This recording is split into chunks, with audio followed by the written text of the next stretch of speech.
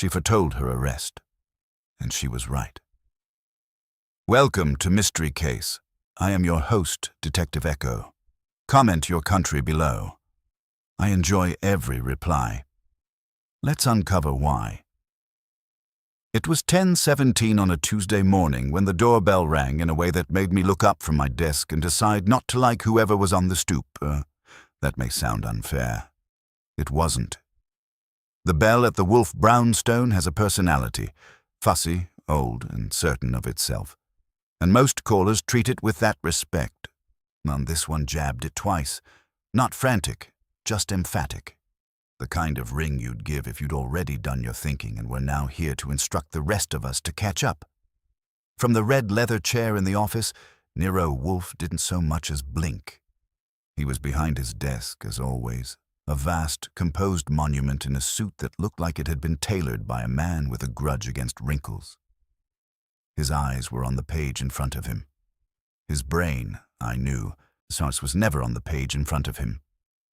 "Archie," he said without lifting his head, "if it is a solicitor, dispatch him." I got up, stretched the kinks out of my shoulders, went through the hall. Fritz was somewhere up among the orchids, and Theodore, well, Theodore never came down unless Wolfe was on fire, and even then he would probably send a note. I opened the door. The woman on the stoop was not on fire, not bleeding, and not smiling. She was maybe 35.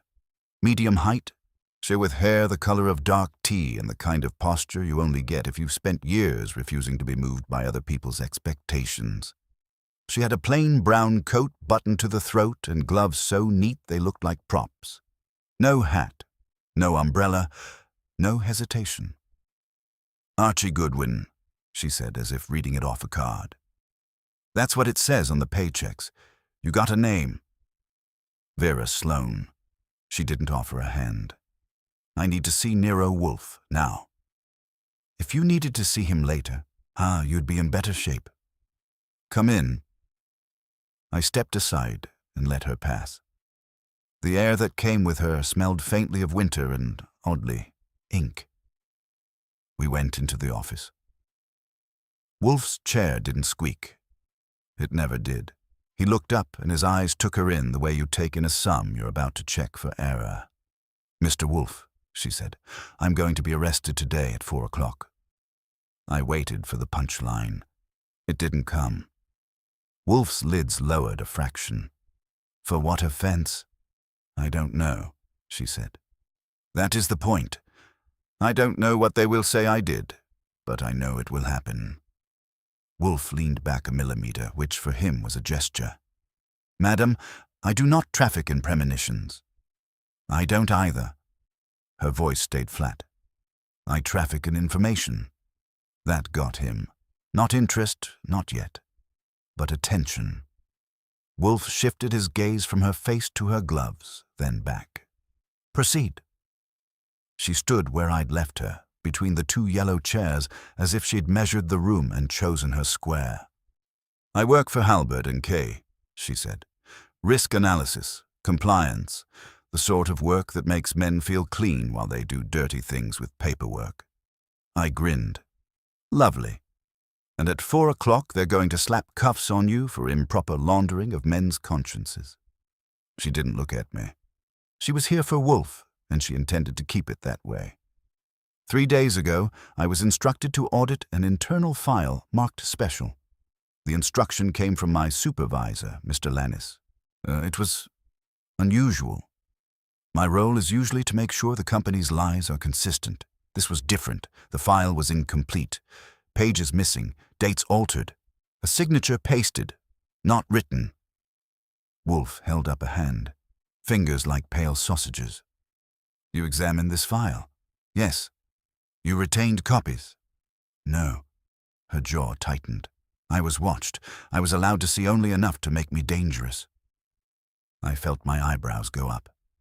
People don't come to Wolfe to admit they've been managed. They come hoping he'll manage someone else. "And now you expect to be arrested," Wolfe said, "because of what you saw." "Because of what they need," she corrected. "Someone is going to take the fall for something that is about to surface. They want it to be me. Wolfe's voice went cool. Why not simply leave New York? Because I didn't predict an accident, she said. I predicted a decision. If I run, I confirm it. If I stay, I may still avoid it. That, I said, so is a charming faith in due process. She looked at me then, and the glance was quick and oddly tired. Not faith, strategy. Wolfe steepled his fingers. You spoke a time. 4 o'clock. Yes. How do you know? She hesitated, just long enough to show it cost her. Because I read a calendar entry that wasn't meant for me, not a police calendar, a private one. It said, Sloane, 4 p.m., quietly. Whose calendar? Mr. Lannis's. She said it as if she was spitting out a fishbone. Wolfe's eyes flicked to me. Mr. Goodwin. I nodded. He didn't have to spell it. A prediction with a source stops being a prediction. It becomes a message. Wolfe addressed her again. You come to me for protection. For control, she said. Protection is a byproduct. Wolfe's mouth tightened. He likes clients who pretend they're helpless. He despises clients who openly negotiate. And yet he was still listening. You are aware, he said, that I do not act cheaply. I am aware, she replied. I brought $10,000. My mind did a small happy dance. $10,000 does wonders for my skepticism. Wolfe didn't budge. Money is seldom the primary obstacle. Vera Sloane met his eyes. Then let me name the obstacle. It's your house. That was new. I felt my shoulders tighten. She went on. You're being used. Not by me. By whoever is staging this. They chose you because you don't move. Because you don't chase. Because if something happens here, yes, you will be forced to act from where you sit. And they want that. Wolfe's face stayed placid, but I saw the change in his eyes, the small shift from polite irritation to something sharper. What?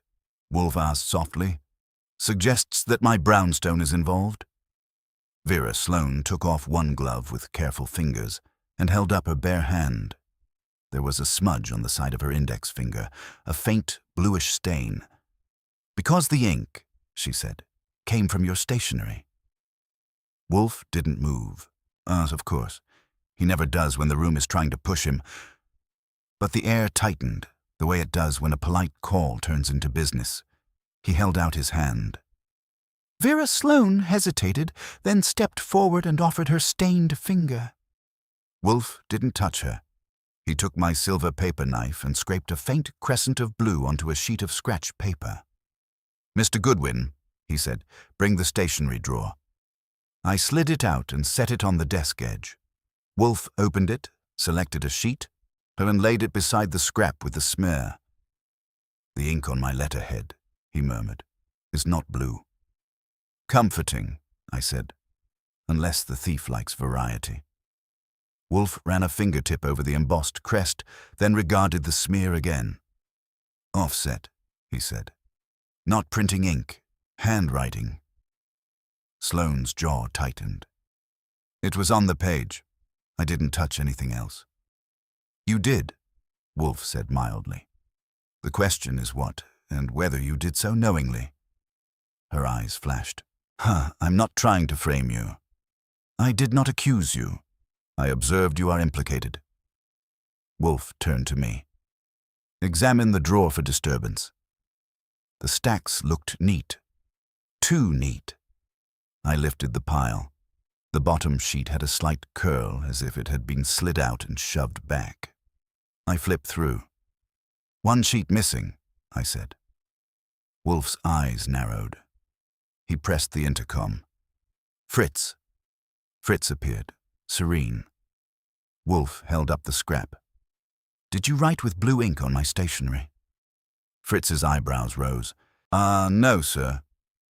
Did you see anyone handle it? No, sir. Only the postman yesterday, and Mr. Goodwin when he writes his bills. Wolfe dismissed him with a nod. When Fritz went out, Wolfe looked at Sloane as if she were a paragraph he intended to edit.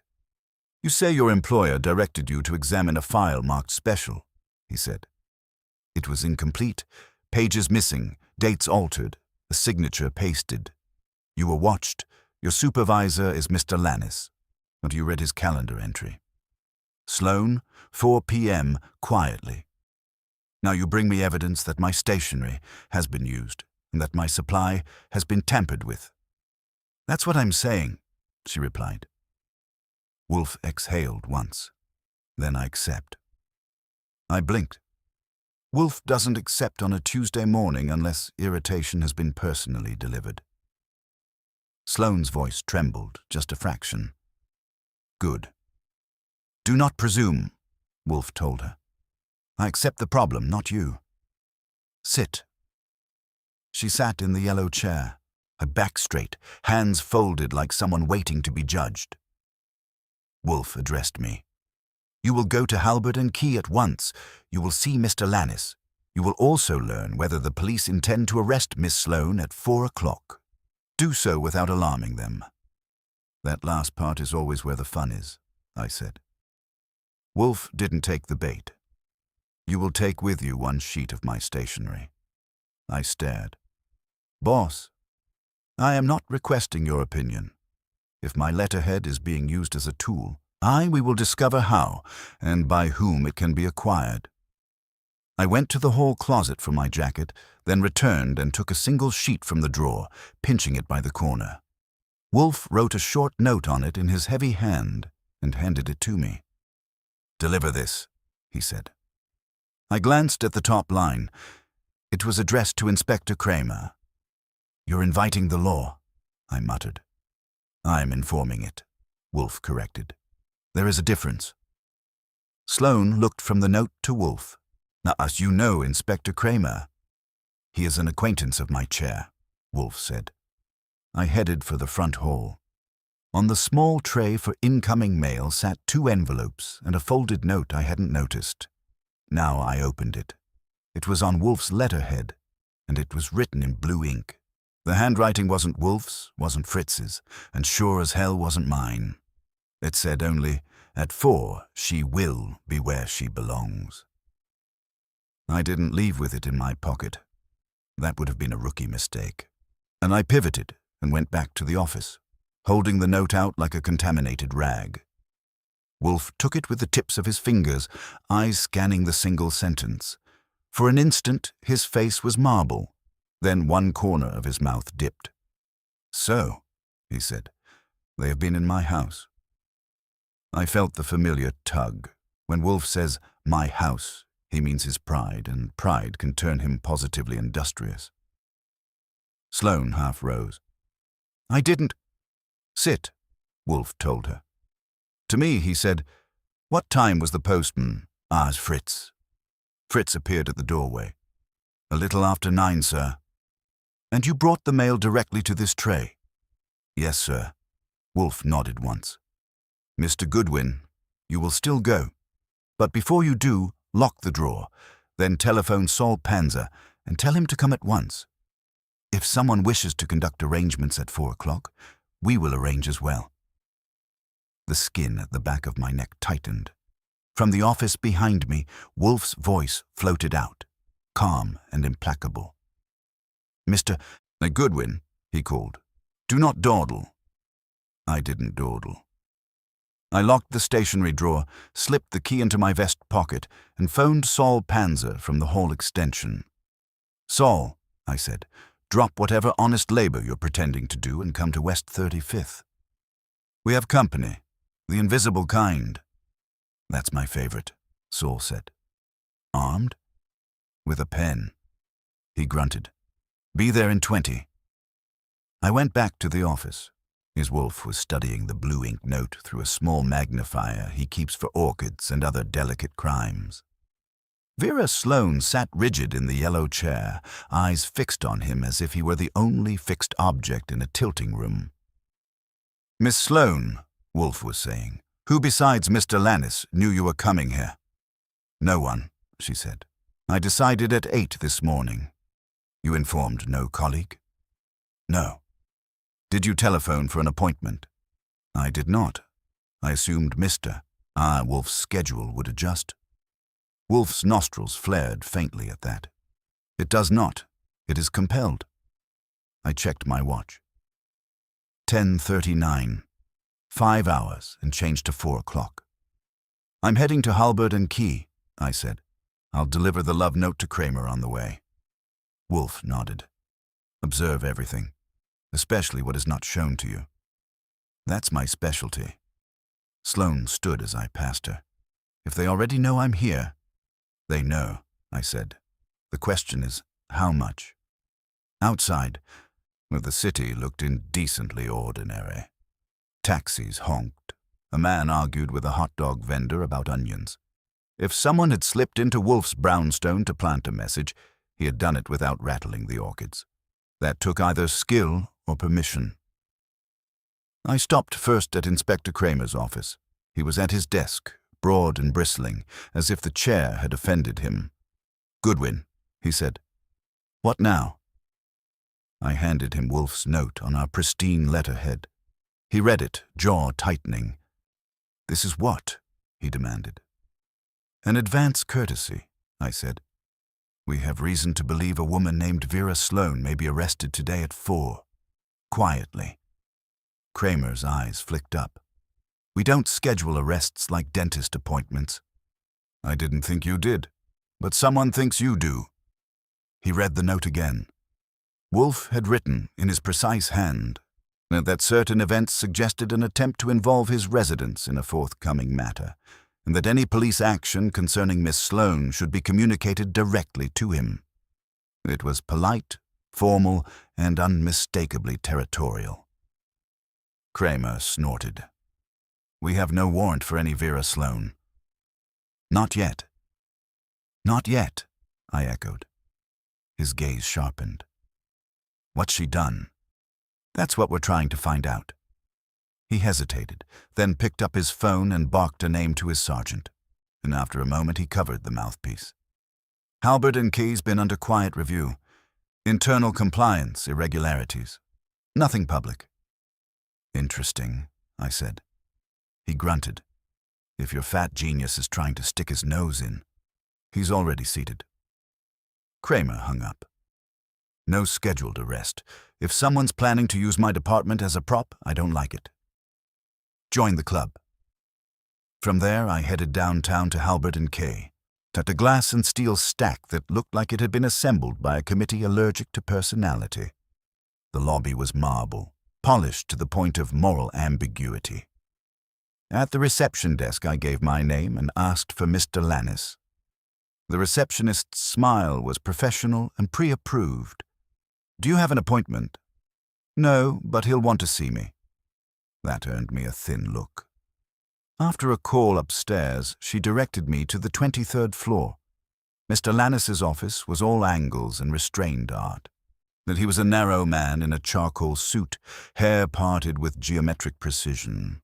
When I introduced myself, his expression didn't change, but his fingers tightened slightly on the edge of his desk. Nero Wolfe, he said. I've heard of him. Most people have, I said. It's a side effect of being right. I'm quite busy, Mr. Goodwin. I won't take long. I'm here about Vera Sloane. His gaze sharpened just a fraction. Miss Sloane is an employee. She's also expecting to be arrested at 4. A pause.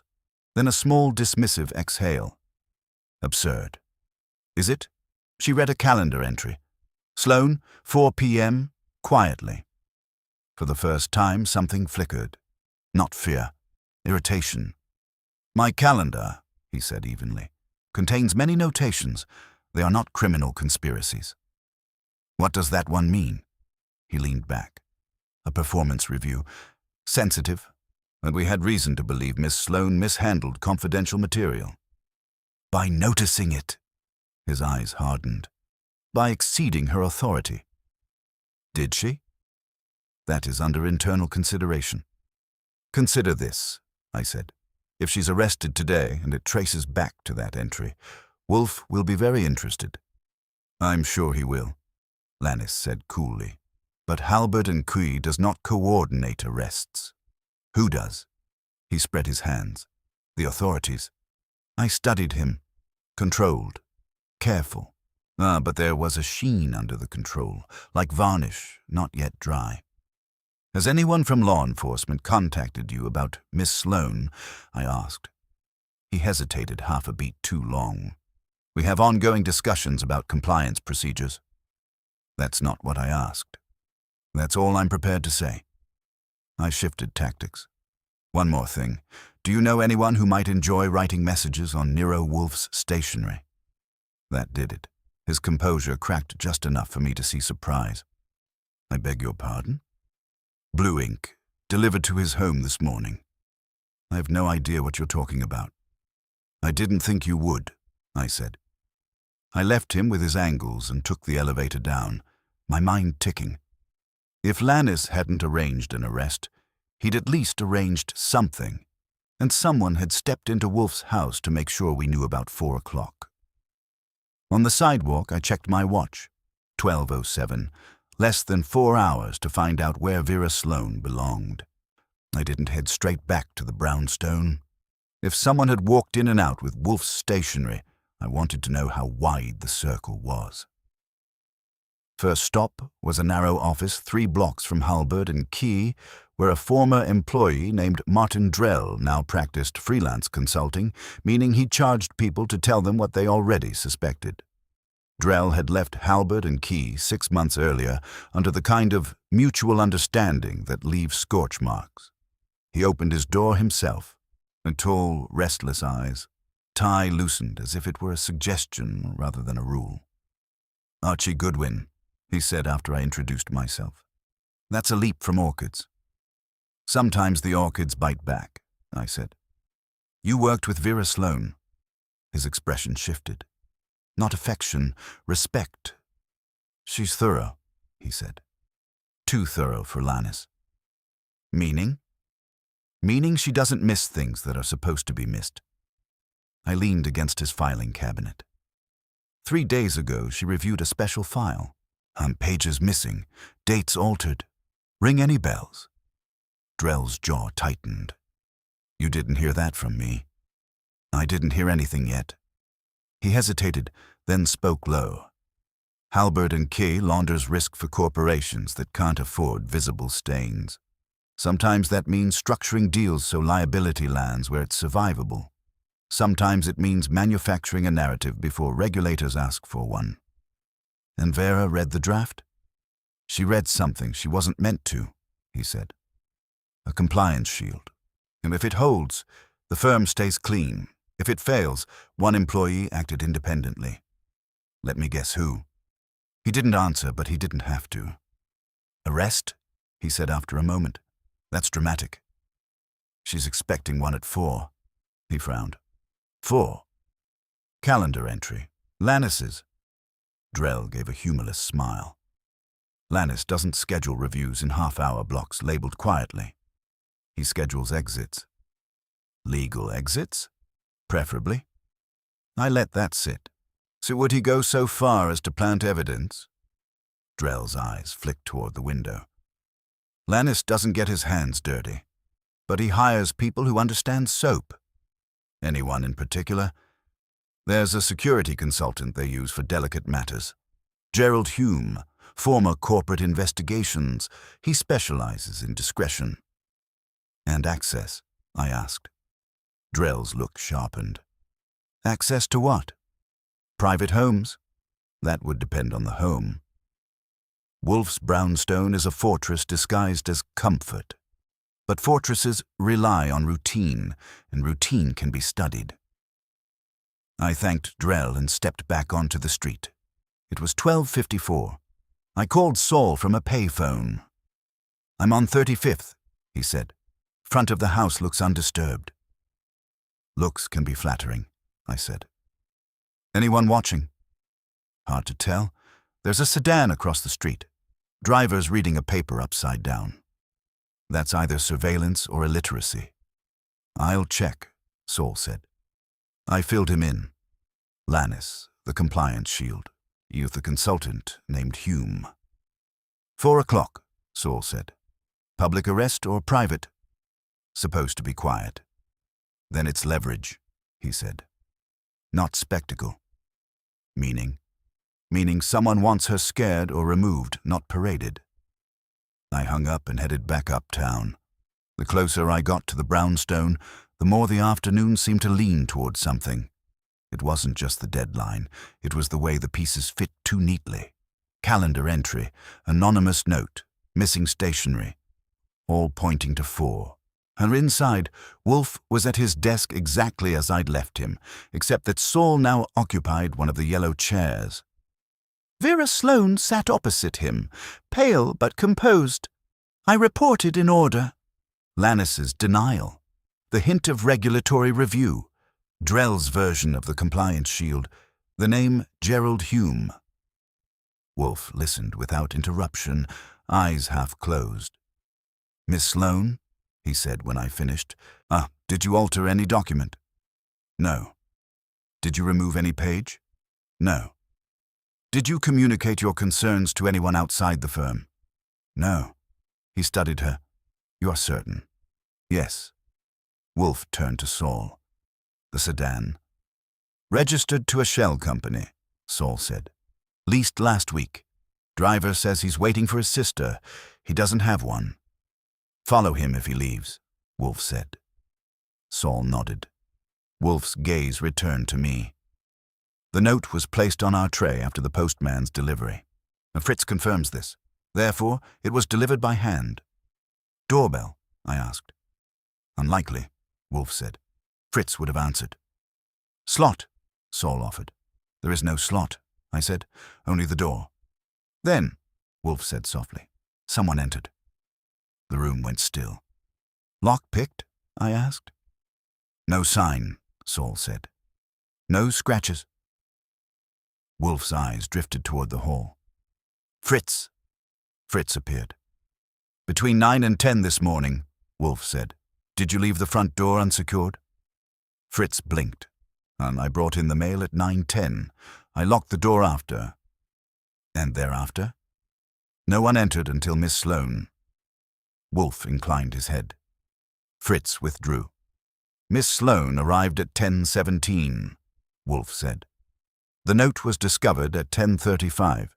Therefore, it was placed either before 9:10, during the brief interval Fritz opened the door, or after Miss Sloane entered.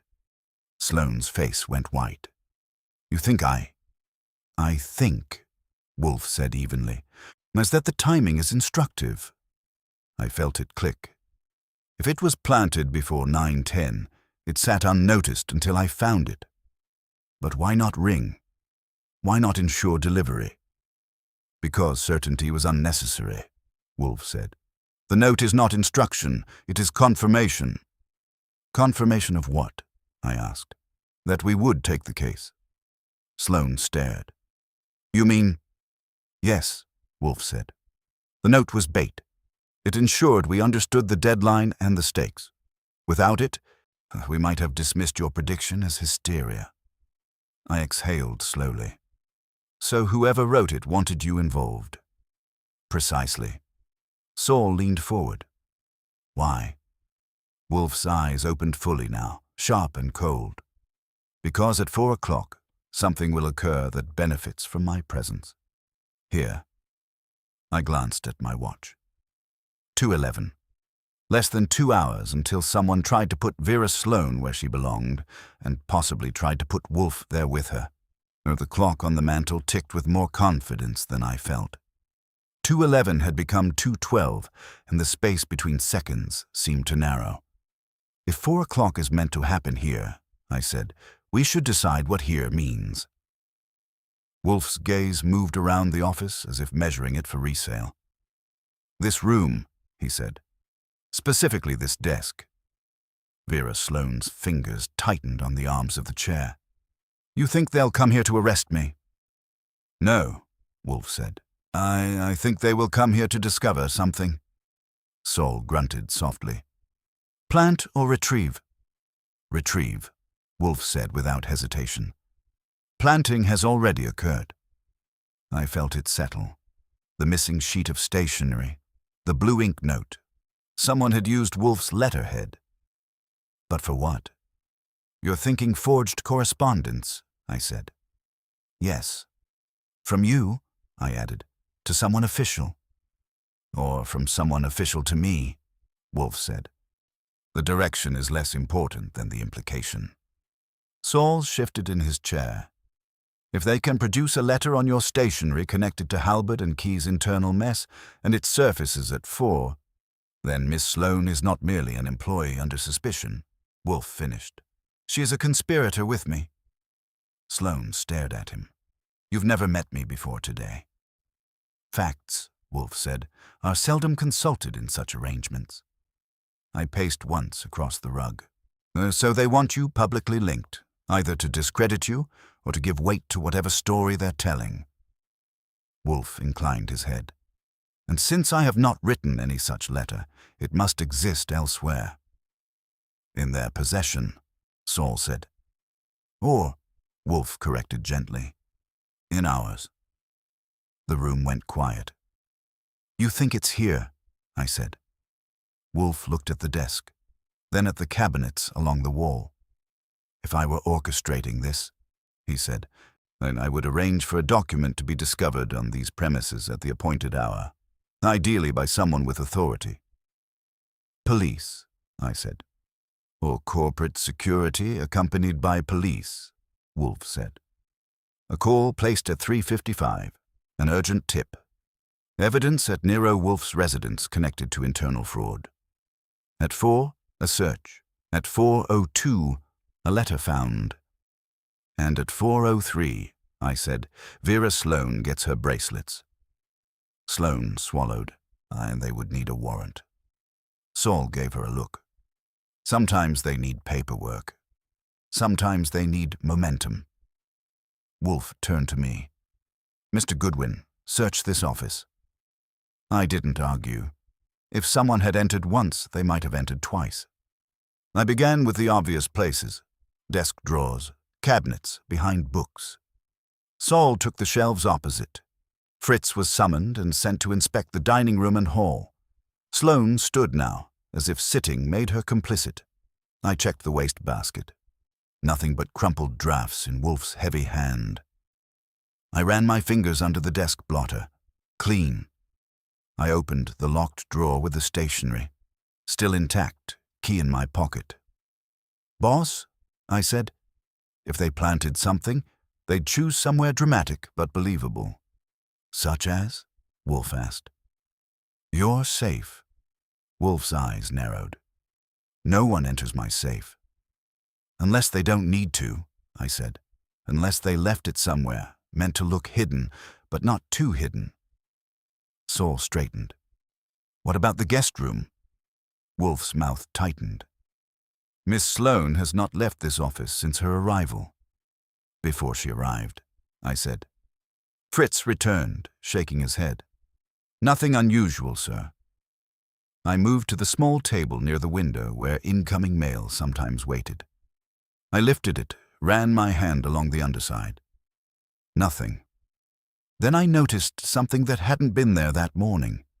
A thin leather portfolio, dark brown, resting on the side credenza. It looked respectable, too respectable. Boss, I said, did that belong to you? Wolfe followed my gaze. No. Saul crossed the room in 2 strides. You didn't see it before? He asked me. No. Sloane shook her head. I've never seen it. I didn't touch it immediately. I bent closer. No initials, no tag. Just a neat brass clasp. Time? Wolfe asked. I checked my watch. 3:07. Plenty of time for a search warrant to materialize. Open it, Wolfe said. I used my handkerchief and flipped the clasp, so the portfolio opened smoothly, as if it had been waiting. Inside was a single sheet of paper, on Wolfe's stationery. Typed. I drew it out carefully and laid it on the desk blotter. It was a letter addressed to Gerald Hume. Dear Mr. Hume, as discussed, Miss Vera Sloane will deliver the materials in person on Tuesday at 4 o'clock. ensure that the authorities are present to formalize the arrangement. Discretion is essential. Nero Wolfe. The signature was a fair imitation. Not perfect, but good enough for anyone who wanted it to be. Sloane made a small sound in her throat. I never... Silence, Wolfe said softly. Saul let out a low whistle. That's tidy. Yes, Wolfe agreed. Too tidy. I studied the page. The typing was clean, evenly spaced. Not done on Wolfe's typewriter. I knew its rhythm. This had a slightly different strike on the capital R. They expected this to be found, I said. Precisely at 4, Wolfe said, when someone arrives to search. Anonymous tip, Saul said. Likely, Wolfe agreed. Sloane's voice trembled. So when they discover this, it shows that I conspired with you to stage my own arrest? Or to deliver stolen material, I said. Either way, you're guilty, and Wolfe's house becomes part of the narrative. Wolfe leaned back, eyes half closed again, but now with a different quality, calculation settling into place. They required 3 elements, he said. Miss Sloane's fear to bring her here, the note to ensure my involvement, and this document to be found. And you've just ruined the surprise, I said. No, Wolfe corrected. We have merely altered the stage. I glanced at the clock. 3:19. 41 minutes until someone knocked on Wolfe's door with authority in their pocket and a story prepared. Wolfe opened his eyes fully. Mr. Goodwin, he said, we shall give them what they expect. He placed one massive hand flat on the forged letter. Sir, and then, he added, we shall take it away. I looked at Wolfe. When he says we shall give them what they expect, it usually means someone else is about to be very uncomfortable. It stays where it is, he said, tapping the forged letter. In the portfolio, on the credenza. You want it found, I said. I want it found under my supervision. Saul nodded slowly. You're assuming they won't just grab it and leave. They cannot, Wolfe said. If they intend this to withstand scrutiny, they must involve the police. That requires procedure. Procedure requires witnesses. And you plan to be the most inconvenient witness available, I said. Wolfe ignored that. Mr. Goodwin, telephone Inspector Kramer. Inform him that I expect visitors at 4 o'clock who may request entry under questionable pretense. Invite him to attend. Invite, I repeated. Yes, use that word. I went to the phone. Kramer answered on the 3rd ring. What now, Goodwin? 4 o'clock, I said. Our house. Possible search connected to Halberd and Quay. You may want to observe. There was a pause. You have something specific? Let's say I have reason to believe someone will attempt to produce evidence. Another pause. Then, I'll be there. I hung up and checked my watch. 3:32. Saul stood. I'll take position outside. No, Wolfe said. Remain visible. If they see you, they may hesitate. Hesitation breeds error. Saul's mouth twitched. I'll try to look friendly. He settled back into the yellow chair, hands folded loosely, eyes alert. Vera Sloane hadn't moved from her spot near the desk. She looked at the forged letter as if it might speak. I never contacted this Gerald Hume, she said quietly. I know, Wolfe replied. You're very certain, she said. Yes. Why? Wolfe regarded her for a long moment. Because the letter assumes compliance. It does not persuade, it confirms. Mum, you're not a woman who confirms quietly. For the first time since she'd arrived, something like gratitude flickered across her face. At 3:47, the doorbell rang. Not a jab this time. A firm, measured press. Fritz went to answer. Through the office doorway, I heard muted voices, then footsteps. Inspector Kramer entered first, broad and bristling as ever. Behind him came a man I recognized from Drell's description without having seen him before. Gerald Hume. He was mid-40s, trim, with the neutral expression of someone who has made a profession of not being remembered. His suit was expensive in a quiet way. His eyes moved quickly, cataloguing the room. "Wolfe," Kramer said. "What's this about?" "That," Wolfe said calmly, "depends on Mr. Hume." Hume inclined his head. "Nero Wolfe, I regret the intrusion." "You have not yet intruded," Wolfe said. "You are invited." Hume's gaze flicked to Vera Sloane. No warmth there. Only assessment. "Miss Sloane," he said. I'd hoped to resolve this internally." She didn't answer. Kramer folded his arms. "I received an anonymous call 15 minutes ago," he said, "alleging that evidence of corporate fraud would be found here at 4. Specifically, a letter connecting Miss Sloane to an external consultant and suggesting coordination." "Ah," Wolfe said. "Timely." Hume's expression remained smooth. "Inspector, Halbert and Quay has been conducting an internal review, as we have reason to believe confidential materials were improperly handled. When we learned Miss Sloane had come here, we were concerned." "So concerned," I said, "that you tipped the police?" Hume's eyes shifted to me. "I did no such thing." "Someone did," Kramer growled. Wolfe raised a hand. "Gentlemen, the hour approaches. Since we are all present, perhaps we should avoid unnecessary rummaging." He gestured toward the credenza. "There is a portfolio there," he said. "It does not belong to me." Every eye in the room turned. Hume's face did not change, but something tightened behind it. Kramer stepped forward. "May I?" "You may," Wolfe said. Kramer opened the portfolio and withdrew the typed letter. He read it once, then again, his mouth flattening. "What the hell is this?" he demanded. "A forgery," Wolfe said. Hume spoke evenly. "It appears to be correspondence from Mr. Wolfe to me. I assure you, Inspector, I have never received such a letter." "That's true," Wolfe said. "You have not." Kramer looked from one to the other. "It's on your stationery, Wolfe." "Yes. And signed with your name. An imitation." Kramer thrust the letter toward him. "Convince me." Wolfe did not take it.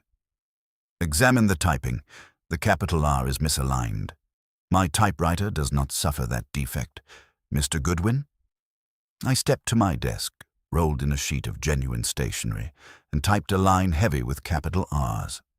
I tore it out and handed it to Kramer. He compared the 2 pages. "Different," he muttered. Wolfe continued. "Furthermore, the phrasing is clumsy. Formalize the arrangement is not language I employ in criminal enterprise." Hume's jaw tightened almost imperceptibly. Kramer's eyes narrowed. "So someone planted this?" "Yes," Wolfe said. "To be discovered at 4 o'clock, in the presence of police and corporate security, to establish collusion." "Between you and Miss Sloane," Kramer said. "No, precisely." Kramer turned to Hume. "You said you didn't tip us." "I did not," Hume replied. "Yet you're here," I said. "We were informed Miss Sloane had sought outside counsel," Hume said smoothly. "I believed it prudent to attend." "At the exact hour specified in the alleged letter," Wolfe said. "How convenient." Hume met his gaze. "Coincidence?" Wolfe's eyes hardened. "I do not believe in coincidence at 4 o'clock." The mantel clock began to chime. 4 clear notes. And in the silence that followed, I saw it, the first crack in Gerald Hume's composure. The last chime faded, and nobody spoke for a full 3 seconds. In a room like Wolfe's office, 3 seconds can feel like a signed confession.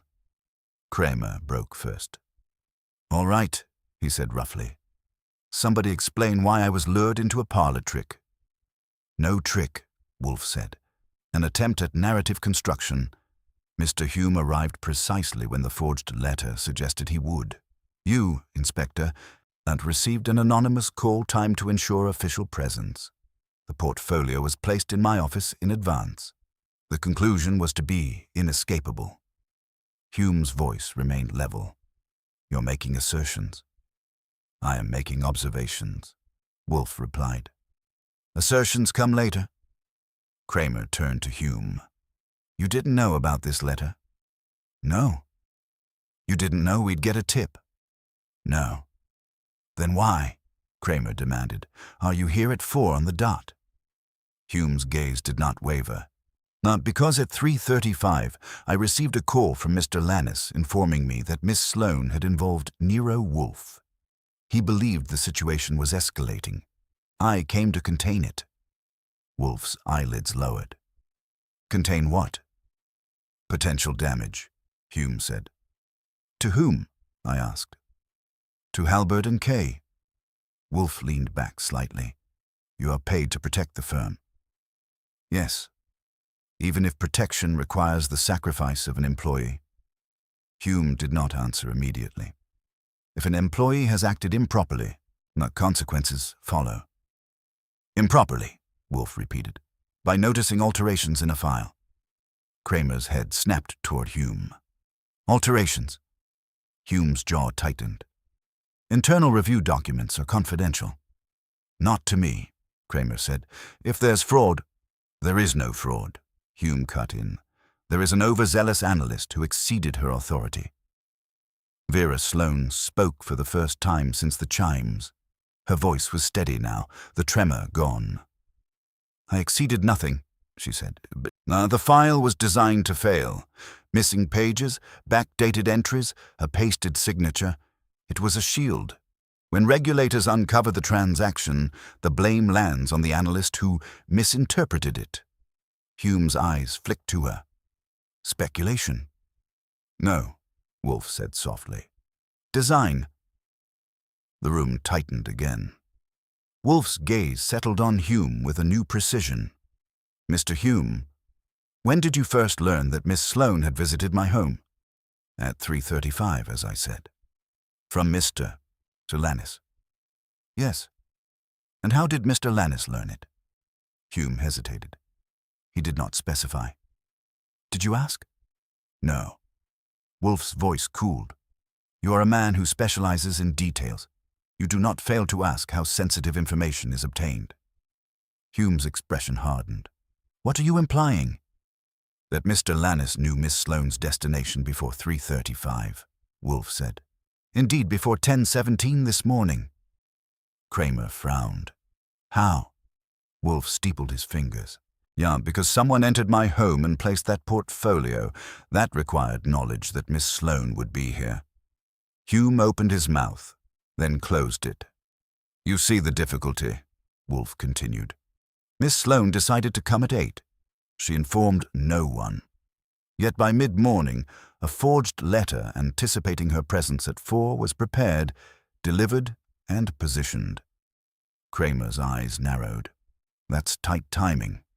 Yes, Wolfe said. Unless the plan existed before her decision. Sloane stared.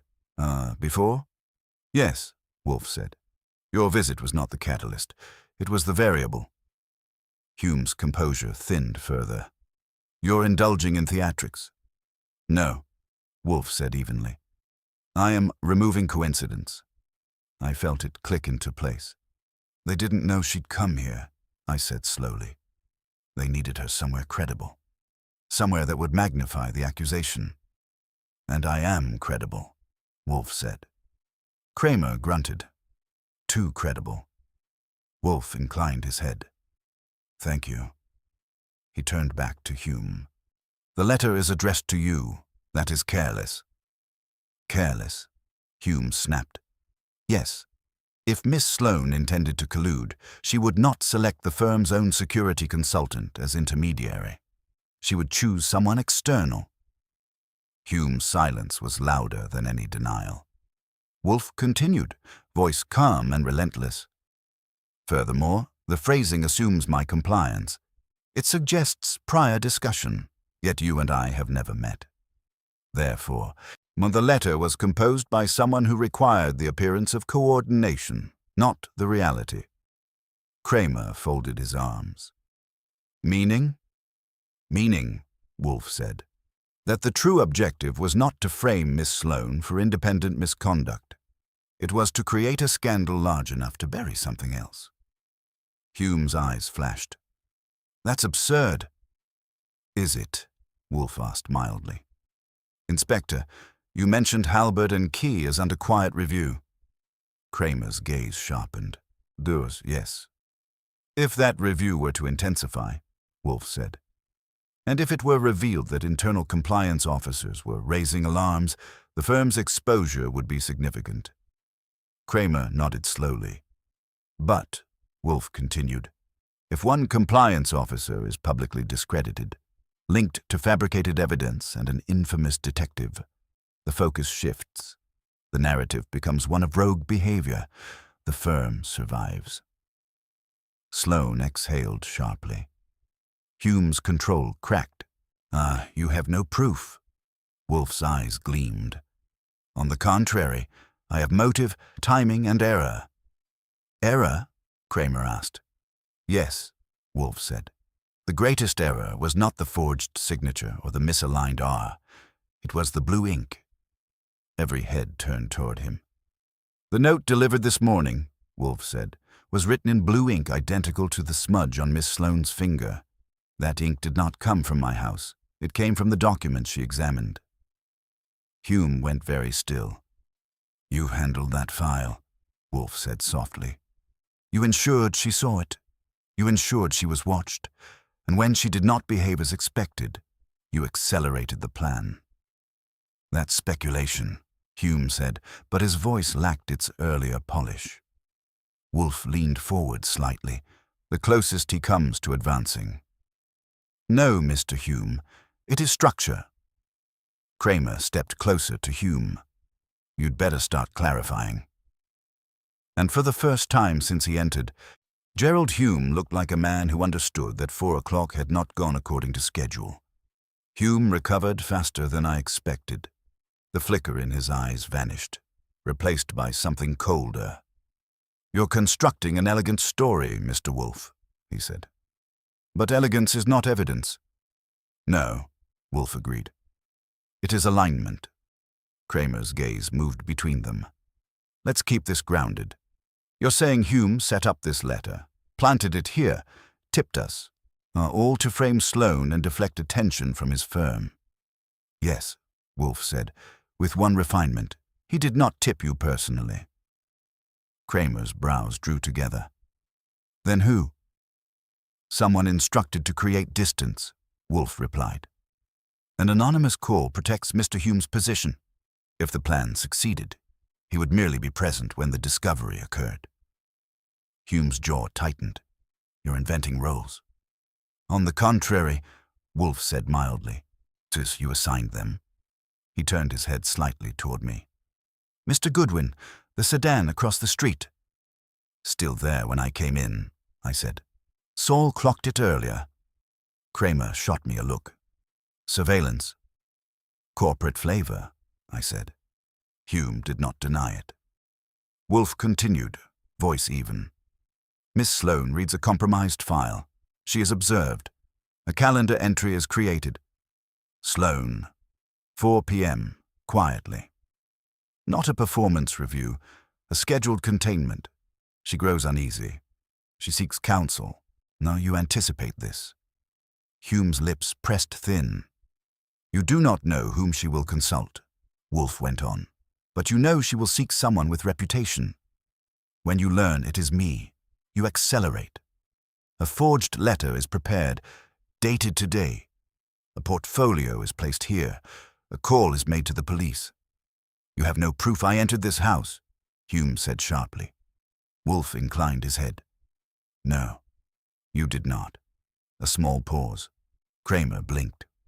What? Wolfe's gaze never left Hume. Mr. Hume is meticulous, and he would not personally risk entry into a residence he intended to implicate. He delegated. Hume's control thinned again. To whom? That, Wolfe said softly, is the question you must answer. Kramer turned fully to Hume now. You've got someone working this? Hume's voice steadied. I employ investigators. That's not illegal. Breaking and entering is, Kramer growled. No one broke anything, Hume shot back. If something was placed here, it was done without my authorization. Wolfe's eyebrows rose slightly. Silence pressed in. You're distancing, I said. I'm clarifying, Hume replied. Wolfe folded his hands. Then clarify this. How did you know Miss Sloane had come here before 3:35? Hume's answer came too quickly. We monitor sensitive employees when internal breaches are suspected. Monitor, Kramer repeated. Yes, discreetly. Sloane stared at him. You followed me? Hume did not look at her. We ensured you did not remove materials. And when she arrived here, Wolfe said, your monitor informed you.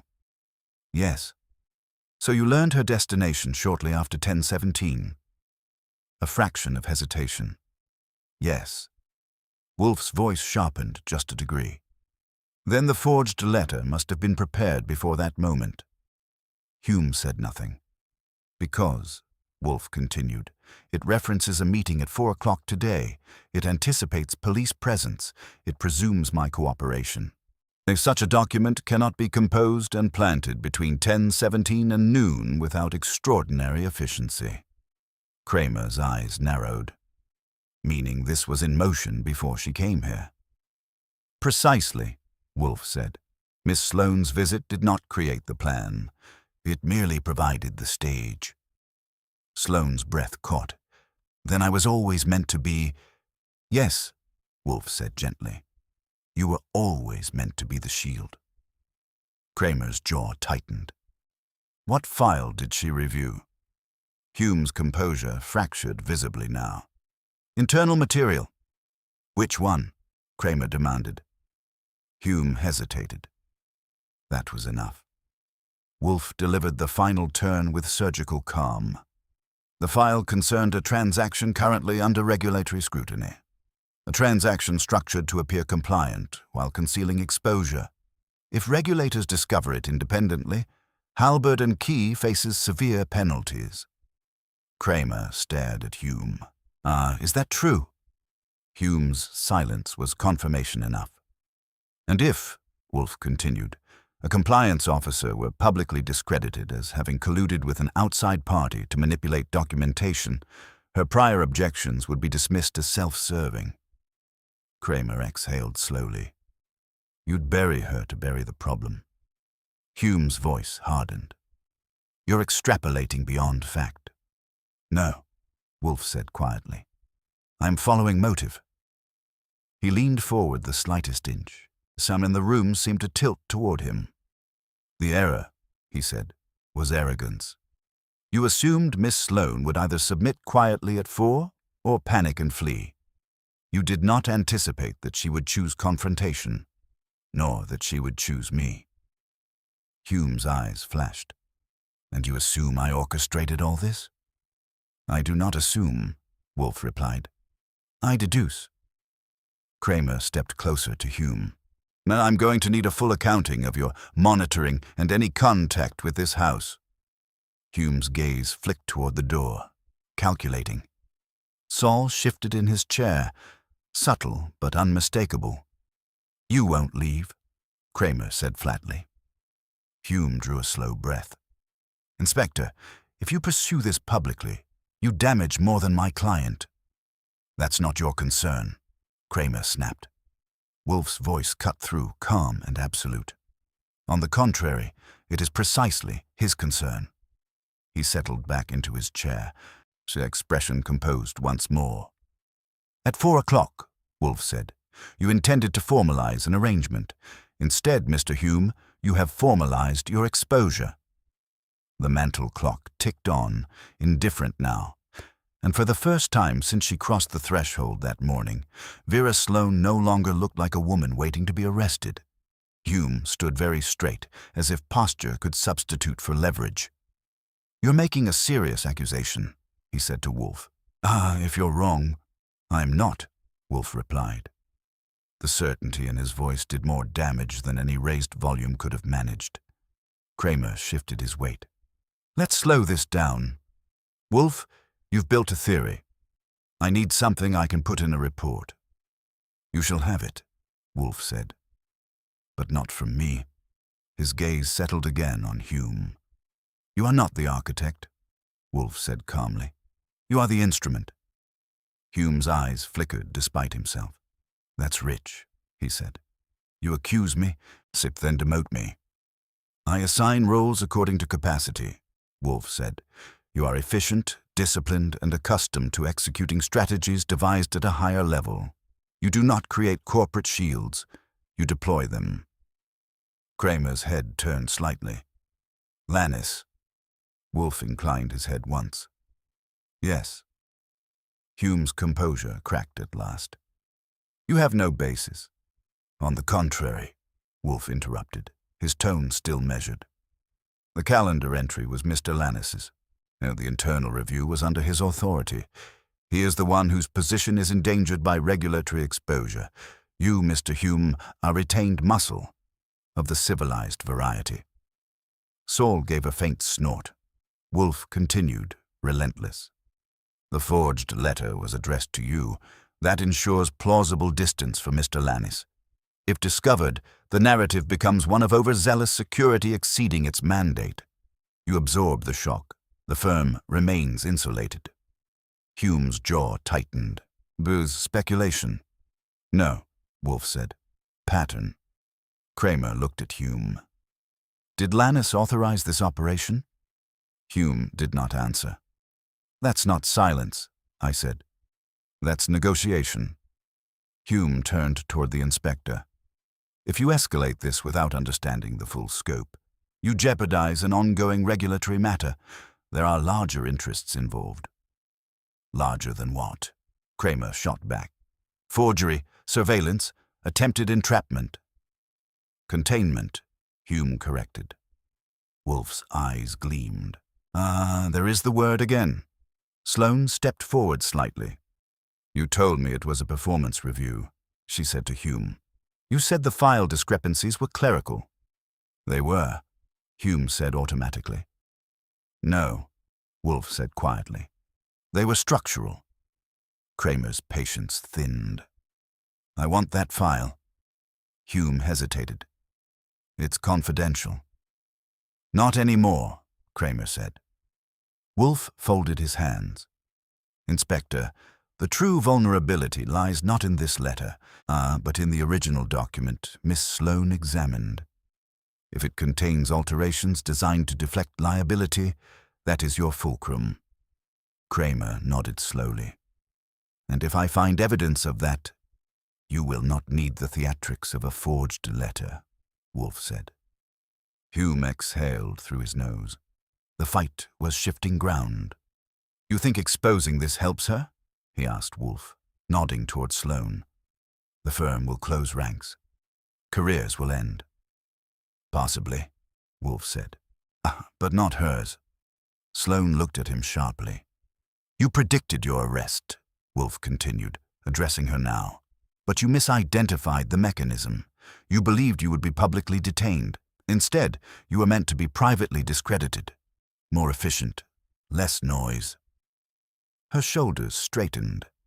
Hume's voice hardened again. "If you proceed, you damage more than Halbert and Kay.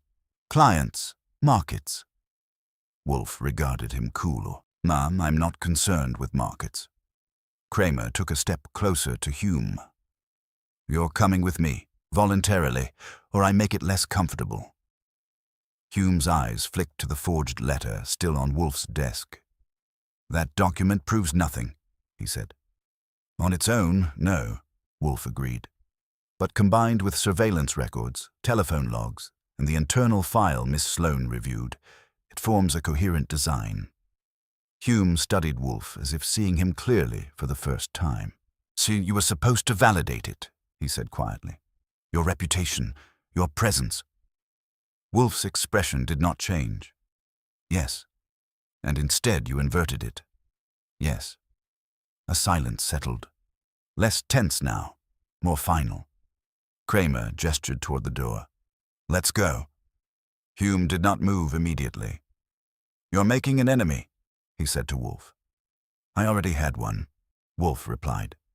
You merely introduced him. Hume's gaze lingered a moment longer, then he turned and walked toward the hall. Kramer followed. At the threshold, Kramer paused. Wolfe, if this file is as rotten as you suggest, I'll need a statement from Sloane. You shall have it, Wolfe said, but she will not be alone. Kramer grunted and disappeared down the hall. The front door closed. The house exhaled. Saul rose. You want me on Lannis? Yes, Wolfe said. Discreetly. Obtain confirmation of the file's contents and any preparatory communications with Mr. Hume. Saul nodded once and left, and that left the three of us in the office. Wolfe in his red leather throne, Sloane standing near the desk, and me watching the last tremor of the afternoon fade. You were very certain, she said to Wolfe. I prefer certainty, he replied. You could have refused me. Yes, she studied him. Why didn't you? Wolfe's gaze drifted briefly toward the credenza where the portfolio had rested. Because, he said, someone presumed to use my house as an instrument. A faint tightening of his mouth. Certainly do not permit that. Sloane's composure finally wavered. Not fear, relief. What happens now? She asked. Wolfe leaned back, eyes half closing once more. Now, he said, we wait for the larger structure to collapse. And for the first time that day, the ticking clock sounded ordinary again. We didn't have to wait long. At 5:20, Saul phoned from somewhere that sounded like a hallway with expensive carpet. It's worse than advertised, he said. The file Sloane reviewed ties to a derivatives package parked in a subsidiary. Dates shifted to predate regulatory changes. Signature pasted from an earlier authorization. Lannis? I asked. His initials on the routing slips. Hume's firm logged access yesterday and this morning. And the regulators, I said. Already circling, quietly. I relayed it to Wolfe after hanging up. He nodded once as if Saul had confirmed the weather. Inspector Kramer will move swiftly, he said. Publicly, if necessary. Vera Sloane had not left. She sat again in the yellow chair, hands now steady in her lap. The strain of the day had settled into something harder. Resolve. They'll deny it, she said. Of course, Wolfe replied. And the firm will attempt to distance itself from Mr. Lannis, Wolfe said. Possibly from Mr. Hume as well. And me? Wolfe regarded her for a long moment. That depends on you. She held his gaze. On me? You have two assets, he said. Competence and restraint. You will provide Inspector Kramer with a precise account of the discrepancies you observed. No embellishment, no indignation. A faint, almost ironic curve touched his mouth. Leave indignation to others. She nodded slowly. At 6:10, the telephone rang again. Kramer this time. You were right, he said without preamble. We obtained the file. It's dirty. Wolfe did not smile. I'm aware. Lannis is claiming it was a preliminary draft. Of course. Hume is claiming operational overreach. Yes. Kramer exhaled sharply. They're turning on each other already. Efficient men seldom share blame gracefully, Wolfe observed. There was a pause. Sloane's in the clear for now, Kramer said. No basis for charges. In fact, she may be a witness. Indeed. You'll provide a statement regarding the forged letter? Yes. Kramer hesitated. Wolfe, they meant to use you. Yes. And you don't sound surprised. I am rarely surprised, Wolfe said calmly. I'm occasionally offended. Kramer gave a rough half-laugh. I'll be in touch. The line clicked. Silence settled into the room again, but it was no longer taut. It had weight now, like furniture returned to its proper place. Sloane stood. "So that's it?" she asked quietly. "For today," Wolfe said. She drew a slow breath. I was certain I would be arrested." "You were," Wolfe corrected gently. "Just not by the police." She considered that. "They would have erased me," she said. "Yes.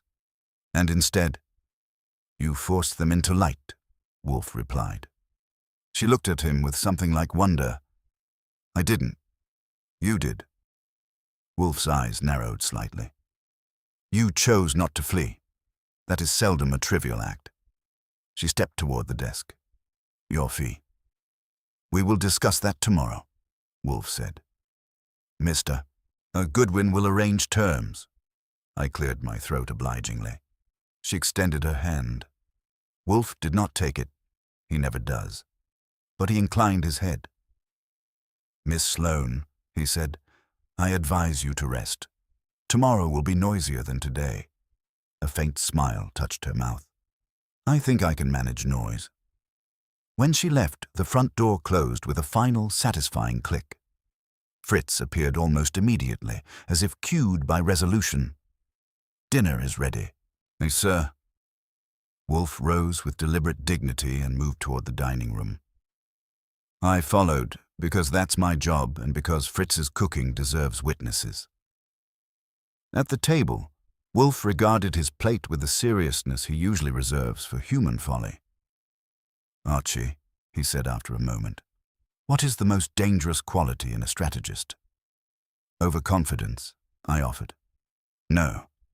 "Greed?" "No." He lifted his fork. "Contempt." I waited. "Mr. Lannis and Mr. Hume held Miss Sloane in contempt," he continued. "They presumed she would either submit or panic. They held me in contempt as well, believing my immobility equated to passivity." He tasted the sauce, nodded approval, and continued. "They constructed a mechanism elegant in its efficiency. It failed because it discounted the possibility of resistance. I took a bite of my own and considered that. They also discounted your appetite for territorial defense," I said. Wolfe's eyes flicked to me. "My appetite," he said, "is highly discriminating." I grinned. "So is your pride." He did not deny it. "Justice," Wolfe said after a moment, "is often less about punishment than interruption. Today we interrupted." "And tomorrow?" I asked. "Tomorrow," he said, "the appropriate authorities will do what they are paid to do. We will return to orchids and digestion." I leaned back in my chair, letting the day unwind. "You know," I said, "she really did predict her own arrest." Wolfe dabbed his lips with his napkin. "Yes," he said thoughtfully, "but she miscalculated the handcuffs." I raised an eyebrow. "They were never meant for her wrists," he concluded. Dinner resumed its proper importance. The brownstone settled into its usual rhythm, solid, inviolate, and faintly smug. And if somewhere downtown 2 efficient men were discovering the discomfort of their own design, that was merely alignment. Morning brought headlines. Not the kind with screaming type or scandalous adjectives. Halberd and Key was too careful for that. But buried on page 3 of the business section was a measured announcement. Senior Executive Martin Lannis had taken an indefinite leave of absence pending internal review.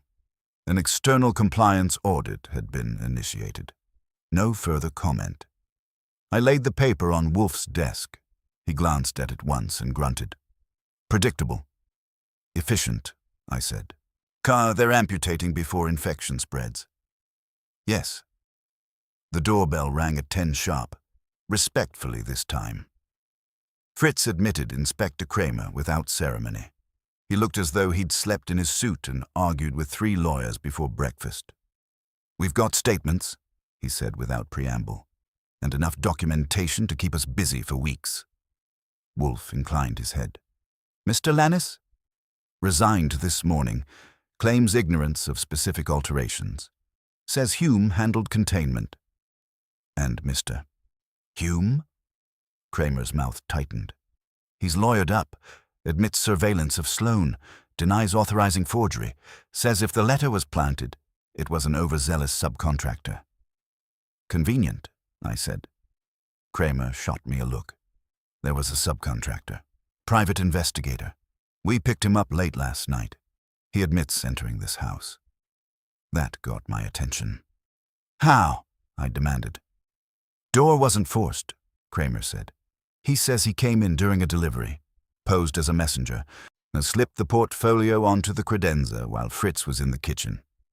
I grimaced. Fritz would not enjoy that. He claims he believed the document legitimate, Kramer went on. Says he was told it was necessary to document a transfer of materials. Wolfe's eyes narrowed slightly. By whom? He won't say, Kramer replied, but his payment trail leads to Hume's firm. And Hume? Wolfe asked. Maintains it was an operational misjudgment. Says he never intended police involvement. So claims the anonymous call wasn't his.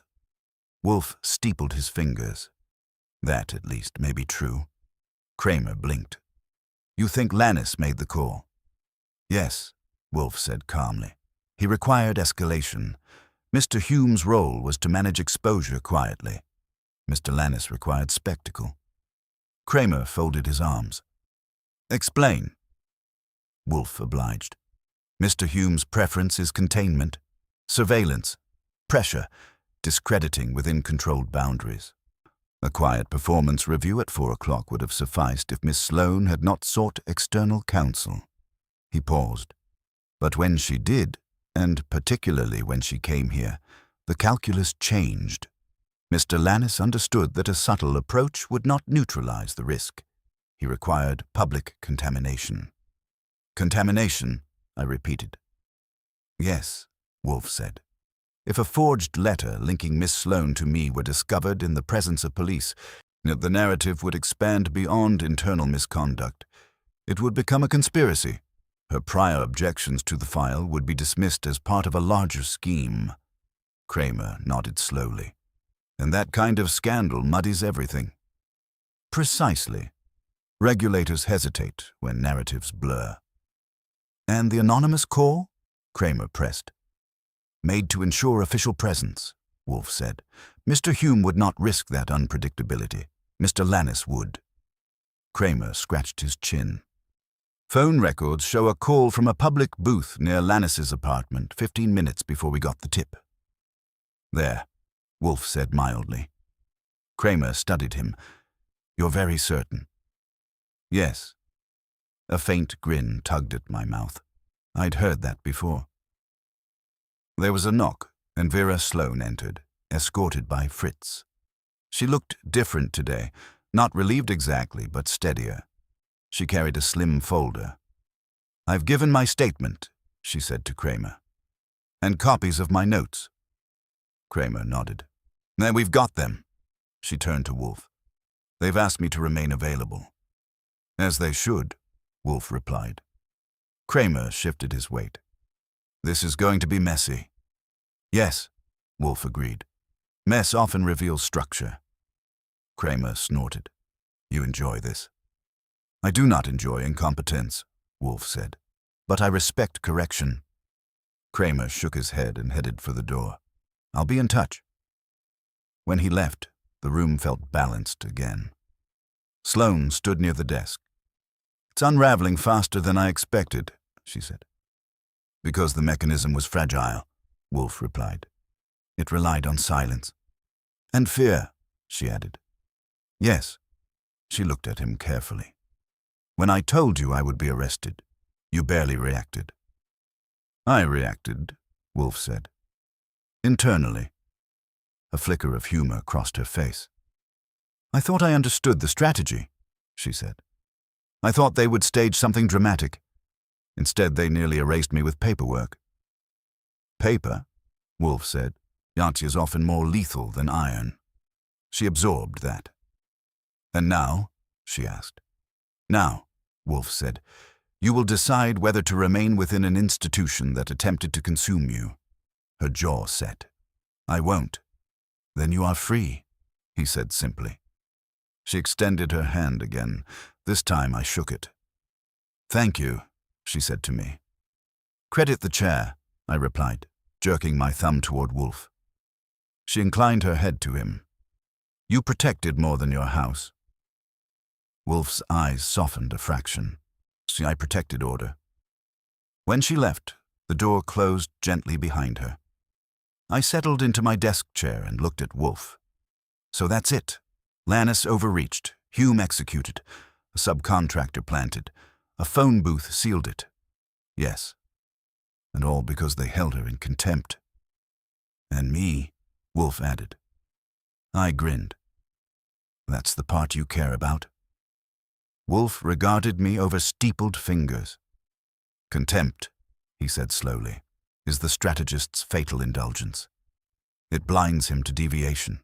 Yes, he presumes compliance. He discounts resistance." He leaned back in his red leather chair, vast and immovable. "They presumed the brownstone was inert," he continued. "They mistook stillness for surrender." I nodded. "And instead," I said, "they walked into their own calendar entry." Wolfe's eyes closed briefly in satisfaction. "At 4 o'clock, he said. "They intended to formalize an arrest." He opened his eyes again, cool and precise. "They succeeded." I raised an eyebrow. "Only," he added. "Not the one they scheduled."